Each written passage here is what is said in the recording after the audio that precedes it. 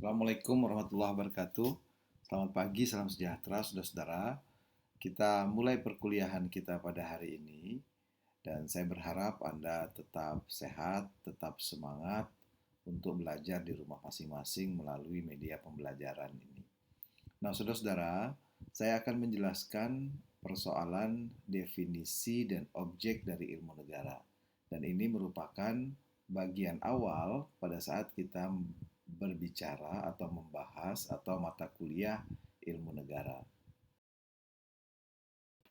Baik, saudara-saudara, kita mulai dari istilah ilmu negara yang ada dari beberapa negara.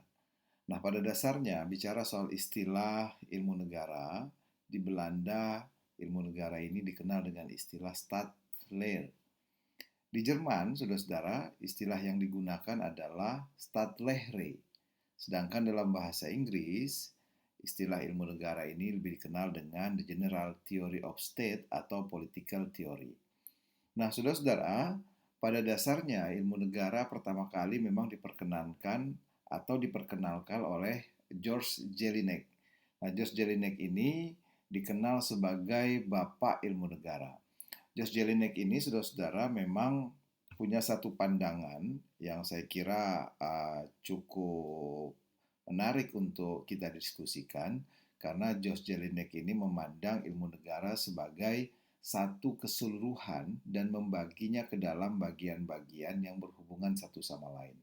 Jadi ada keterikatan, ada korelasi antara bagian-bagian yang satu dengan bagian yang lain sehingga dia menjadi satu keseluruhan. Sehingga George Jelinek ini disebut sebagai Bapak Ilmu Negara. Nah, saudara-saudara, kalau kita lihat dari sisi sejarah di Indonesia sendiri, universitas yang pertama kali menggunakan istilah ilmu negara itu adalah Universitas Gadjah Mada di Jogja. Nah, saudara-saudara, adapun pengertian mengenai ilmu negara ini, salah satu pakar yang juga sangat terkenal dalam bidang ilmu negara ini adalah Cronenberg. Nah, Cronenberg ini mengatakan bahwa ilmu negara itu adalah ilmu tentang negara, di mana diadakan penyelidikan tentang sifat, hakikat, struktur, bentuk, asal mula, ciri-ciri, serta seluruh persoalan di sekitar negara. Saudara-saudara, lebih lanjut sebenarnya Cronenberg berpendapat bahwa ilmu negara itu merupakan cabang penyelidikan ilmiah yang masih sangat muda, walaupun menurut sifat dan hakikatnya sebenarnya ilmu negara ini adalah ilmu pengetahuan yang tertua. Karena sebelumnya ilmu negara ini sudah dikenal sebagai satu ilmu pengetahuan sejak zaman Yunani kuno. Inilah yang kemudian menurut Cronenberg bahwa walaupun penyelidikan ilmiah mengenai ilmu negara ini masih sangat muda, tapi sesungguhnya kalau kita lihat dari sifat dan hakikatnya, ilmu negara ini merupakan cabang ilmu pengetahuan yang tua. Karena ilmu negara ini sudah dikenal sejak zaman Yunani kuno. Nah, saudara-saudara, ilmu negara ini adalah ilmu yang menyelidiki pengertian pokok-pokok sendi-sendi dari satu negara pada umumnya. Nah, pengertian ini memang menitik beratkan pada satu pengetahuan, sedangkan sendi-sendi yang tadi itu menitik beratkan pada satu asas atau satu kebenaran. Kalau kita lihat secara umum sebenarnya ilmu negara itu mempelajari asal-usul wujud perkembangan jenis-jenis dari satu negara. Banyak pakar-pakar, saudara, memberikan definisi, memberikan pernyataan terkait dengan ilmu negara ini. Untuk lebih memperkaya kita, salah satu pakar yang juga bicara soal ilmu negara itu adalah Profesor M. Nasrun.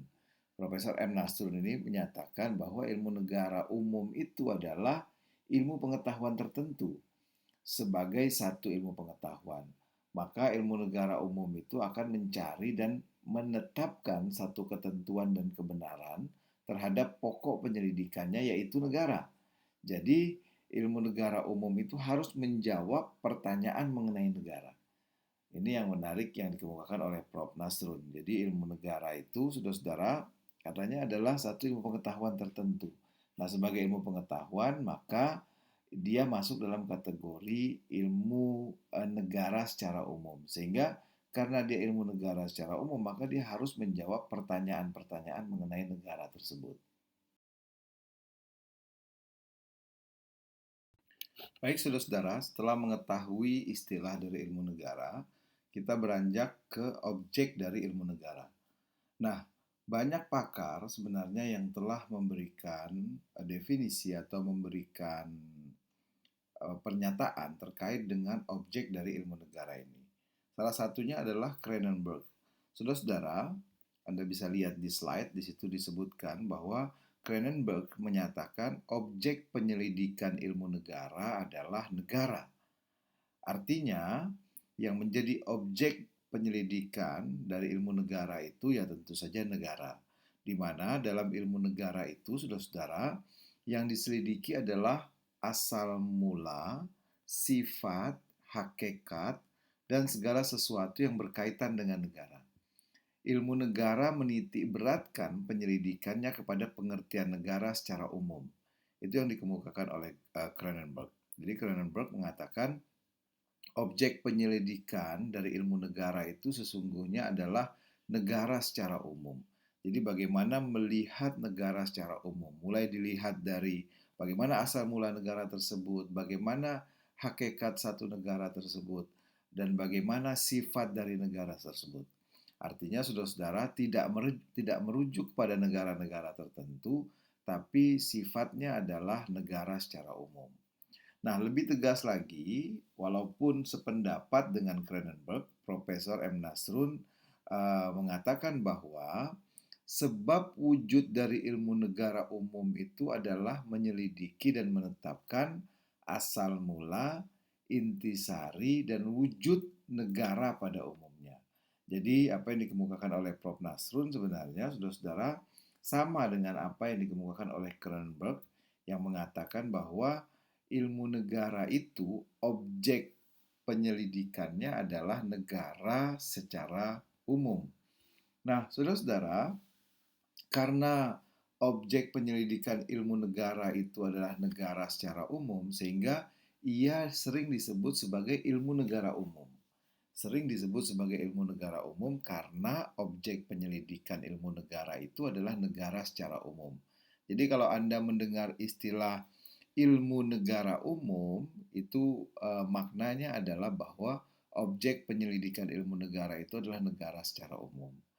Sehingga, saudara-saudara, bisa kita simpulkan bahwa ruang lingkup serta objek penyelidikan ilmu negara itu adalah negara dalam pengertian abstrak. Artinya apa, saudara-saudara?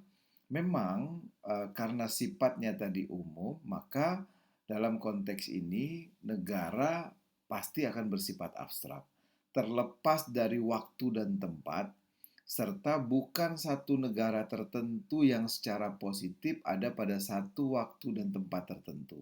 Jadi tidak membicarakan satu negara tertentu, tidak membicarakan negara yang ada pada waktu dan tempat tertentu, dan tidak membicarakan negara secara konkret, tapi lebih bersifat abstrak, terlepas dari waktu dan tempat, bukan satu negara tertentu yang positif ada pada satu waktu dan tempat tertentu.